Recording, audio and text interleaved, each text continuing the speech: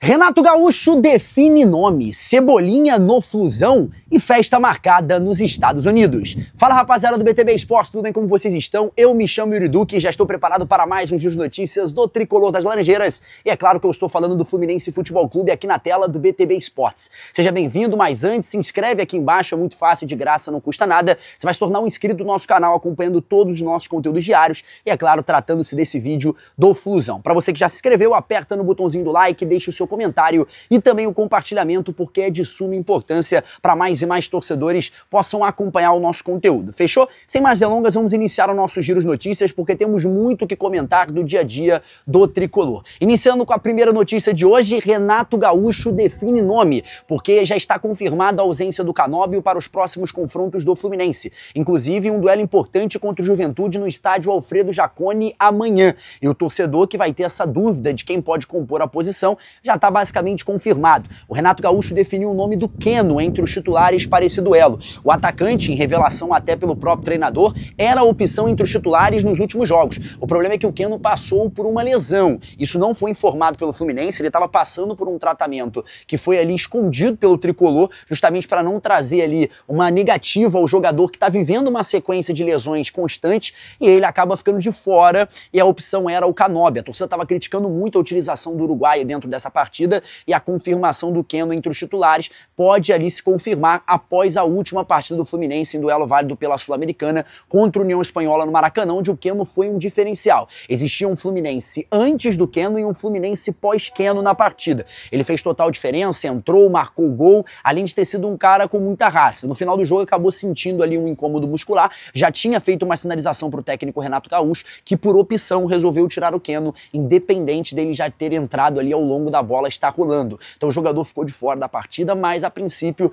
já é a escolha do Renato Gaúcho para os próximos confrontos com a camisa do Fluminense. Também seria a minha escolha. Se eu estivesse no lugar do Renato, também escolheria a utilização do Keno entre os titulares para essa partida, porque para mim é um jogador de explosão, um cara que tem organização, um cara que consegue agregar essa equipe, e no 1 contra 1, no front a front, é o cara que ajuda o Fluminense nesse poderio ofensivo em relação à criação. Então para mim a utilização do Keno entre os titulares para o duelo é o ideal realmente. Lembrando que o Fluminense já tem a liberação do garoto Isaac para esse duelo, e fica a expectativa se o Riquelme volta para essa partida no Alfredo Jaconi contra o Juventude. Os dois garotos passaram por uma lesão muito grave, acabaram vivendo momentos ali de tensão junto ao Fluminense, praticamente 2 meses parado. Após uma revelação no Campeonato Carioca, o Riquelme inclusive ganhou esse prêmio de revelação da competição e acabou se lesionando, ficando de fora. O Isaac passou por algo parecido numa partida do Sub-20 contra o Internacional lá no Rio Grande do Sul. O Isaac já estava de volta contra a União Espanhola e agora o garoto Riquelme fica como opção possivelmente para o Renato Gaúcho dentro desse duelo. Mas enfim, a opção escolhida foi o Keno entre os titulares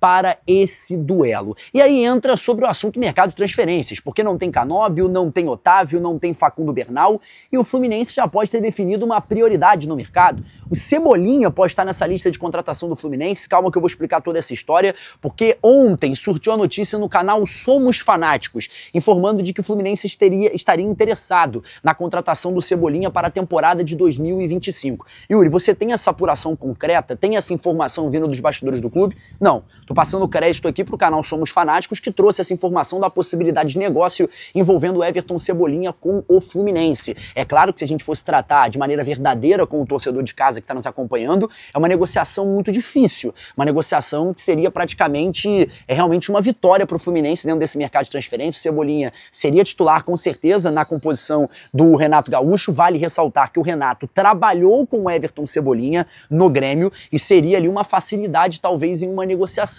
caso o Renato trouxesse um parâmetro interessante de carreira, uma progressão interessante de carreira para o Cebolinha, do tipo, aqui você vai ser o cara, aqui você vai ser utilizado, aqui você vai ser o representante, diferente do que está acontecendo no Flamengo. O Cebolinha hoje está na composição dos reservas do rubro-negro carioca e acaba aparecendo uma vez ou outra em alguns duelos. Então seria uma oportunidade do Cebolinha de aparecer dentro desse cenário, sendo um grande reforço para o Fluminense. E em relação a valores, o Cebolinha recebe um valor alto de salário, não seria algo desembolsado tão fácil para o Fluminense, mas vale ressaltar que ao longo dessa janela de meio de ano, o Fluminense vai ter uma parceria junto com a casa de apostas que acaba financiando o clube dentro dos patrocínios hoje. É a maior renda do Fluminense em relação a patrocínios hoje, é a casa de apostas, e estaria disposta a trazer um valor de investimento para agregar o Fluminense dentro desse mercado de transferência. Esse valor valor não foi revelado dentro do Flu. O Mário está em negociação com esse investidor para poder fazer duas grandes contratações. Vale ressaltar que no ano passado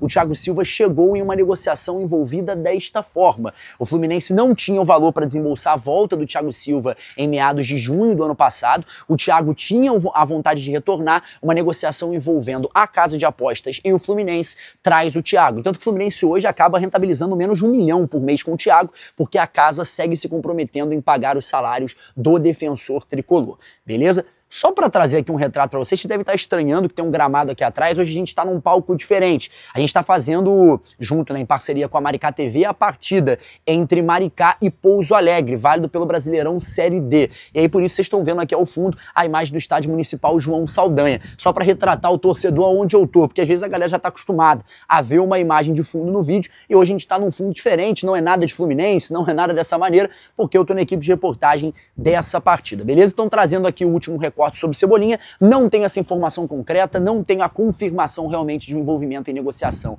do Mário Bittencourt com o Flamengo ou envolvendo propriamente o jogador com o Renato Gaúcho e o Mário, não tenho uma informação concreta, mas passando os créditos, essa notícia foi ventilada ao canal Somos Fanáticos, beleza? Então a gente vai aguardar os próximos capítulos dessa história e ver se realmente pode pintar o Cebolinha na equipe do Fluminense. Negociação que, se fosse envolver só o Cebolinha, voltar a trabalhar com o Renato Gaúcho, tá no Rio de Janeiro, não ia precisar se mudar, só ia ter que mudar a rota do treino, em vez de ir para Vargem Grande, ia trabalhar na Barra da Tijuca.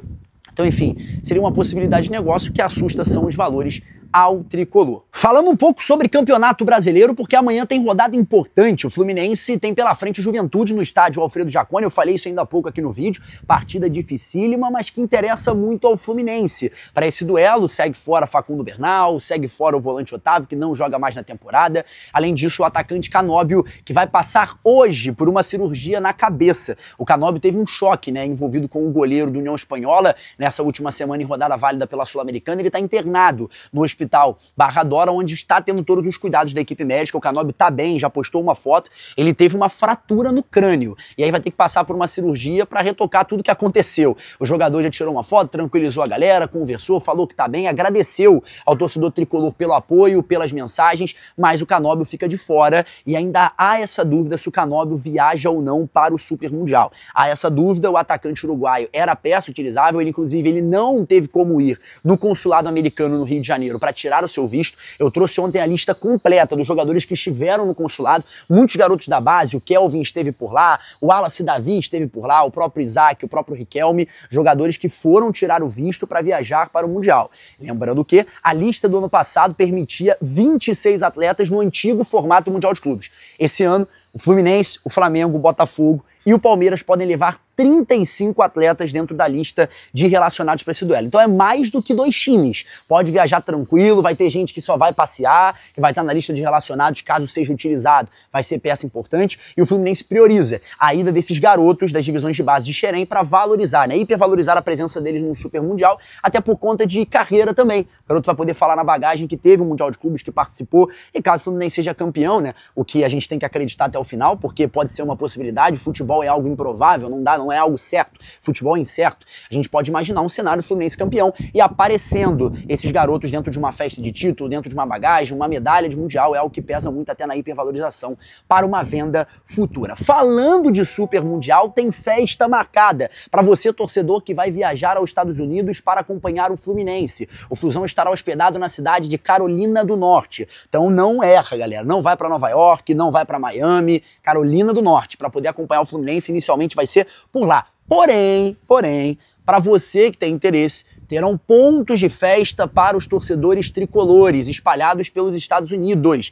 Inclusive, vai ter uma festa em Miami envolvendo um barco tricolor. Eu vou explicar tudo isso para você que está interessado em acompanhar isso. O Fluminense está organizando algumas iniciativas para os seus torcedores que viajarão para os Estados Unidos para acompanhar a Copa do Mundo de Clubes, que terá início em junho. O objetivo para a galera que está indo é, além de internacionalizar a marca, aumentar o engajamento com os seus torcedores que estão em Nova York e Miami Miami ou moram no país. Uma iniciativa para a galera que vai acompanhar o Fluminense no Mundial. A principal ação será a Flu House, que acontecerá entre os dias 17 e 21 de junho em Nova York e entre 24 e 25 de junho em Miami. A escolha é óbvia, né? Serão as cidades que o Fluminense vai jogar. O Fluminense vai se preparar na Carolina do Norte e joga em Nova York e em Miami. Então, para você que vai acompanhar o dia a dia do Fluminense, Carolina do Norte. Para você que vai acompanhar os jogos, Nova York e Miami. E aí, durante essas disputas, né, os locais terão programação especial, incluindo transmissão dos jogos, eventos com ídolos e ativações promocionais. Em Nova York, galera, o ponto de encontro dos torcedores será no Bar Legends, tá? Próximo ao Empire State. Então, é também conhecido como a sede da torcida Nova York Flu. Então, para a galera que vai, é a sede da torcida Nova York Flu, perto do Empire State e ali junto com o Bar Legends, para a galera poder acompanhar e ir por lá. Já em Miami, o local escolhido será o Magic 13 Bring, é onde o torcedor vai poder acompanhar essa partida. Outro evento que o Fluminense planeja é fazer uma travessia no Rio Hudson. Os passeios de barco serão tradicionais na cidade de Nova York. E aí o Fluminense planeja um passeio somente de tricolor. Porém, a ideia é fechar um barco só para a galera do Flusão aproveitar alguns dos cartões postais da cidade. O valor será cobrado e maiores detalhes sobre a travessia ainda serão divulgados para as 3 atrações do Flusão. E contarão com o apoio de patrocinadores, é claro, para o Fluminense poder ajudar essa festa para todo mundo que vai acompanhar. Então, para você que está indo para Nova York, vai acompanhar o Fluminense nesse duelo, corre, não perde tempo, acompanhando esse vídeo, já vê as ações promocionais, vê por onde você compra o seu ingresso para poder acompanhar esse grande duelo. Fechou? Galera, é isso, vai chegando ao fim mais um vídeo aqui na tela do BTV Esportes. Agradecer a todo mundo que me acompanhou até aqui, mas antes pedir para você deixar o seu like, o seu compartilhamento, também se inscrever no nosso canal de suma importância, para que dessa maneira mais e mais torcedores possam nos acompanhar diariamente com o giro informativo do Flusão. Fechou? Galera, é isso, eu me chamo Yuri Duque, muito obrigado por mais esse vídeo, um forte abraço e nunca se esqueça, BTV Esportes em todos os lugares e também no dia a dia do Flusão. Até amanhã, fui!